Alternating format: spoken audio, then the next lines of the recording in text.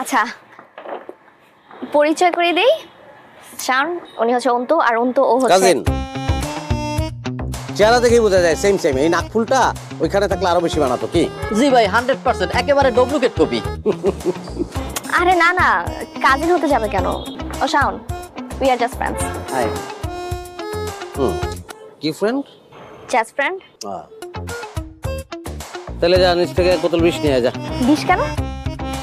আমি ভেবেছিলাম যে বিয়ের রাতে বিড়াল মারবো, কিন্তু বিয়ের আগে যে ইঁদুর মারতে হবে সেটা আমার জানা ছিল না। তাহলে বিষ নিয়ে আসতাম। বিষ লাগবে ইঁদুর মারার জন্য। এসব জাস্ট ফ্রেন্ড হচ্ছে ইঁদুর, গোপন চোর, কোনাকাঞ্চি দিয়ে দৌড়ায়। এইসব জাস্ট ফ্রেন্ডরা সংসারে ঢুকে কত সংসার, কত সম্পর্ককে যে এলোমেলো করে দিয়েছে তার কোনো ইয়ত্তা নেই। আমার জীবনে একটা লক্ষ্য ছিল যে অন্তত একটা জাস্ট ফ্রেন্ডকে মেরে ফেলবো, এবং সেটা আজকে করবো। করার পরে আমরা সেলিব্রেট করবো।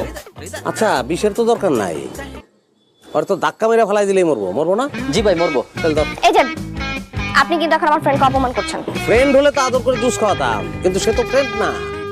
তার আগে তো একটা শব্দ আছে জাস্ট। ওই জাস্টের মধ্যে যত ডাস্ট, ডাস্টে আমার ভীষণ অ্যালার্জি।